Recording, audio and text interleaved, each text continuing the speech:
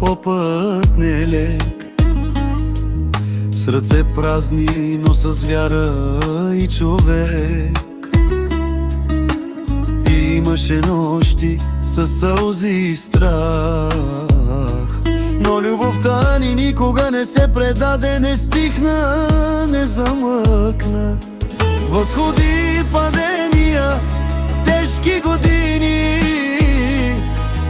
живота ни учеше с рани и истини.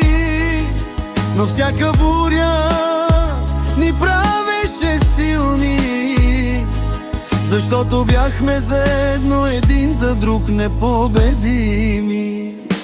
Бюлент и Левент, нашият живот, за вас дадохме всичко, всяка капка пот.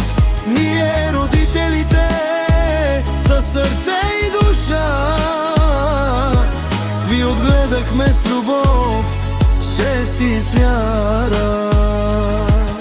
От първата крачка до мъжките ви дни, всяка молитва беше само за вас двамата, синове мои. Без сън, без спокойност, гордост да в очите. Мечтаехме да ви видим силни, добри и честити. Бюлент и Левент, нашата съдба, нашият смисъл, нашата надежда и светлина. Дадохме ви всичко, което имахме в нас. Любов без край, това е нашият глас. А сега, когато времето косите ни бели, гледаме успехите ви със сърца смирени.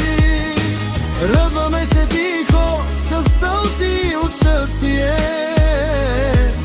че труда ни не беше напразен, че живота ни беше богатство, благословия. Боже, благослови моето семейство. Нургюл, моята сила, моята чест. Пази децата ми, Бюлент и Левент.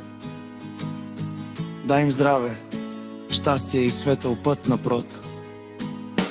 Бюлент и Левент, нашият живот, за вас дадохме всичко, всяка капка пот. Ние родителите, със сърце и душа, ви отгледахме с любов, с чест и с вяра.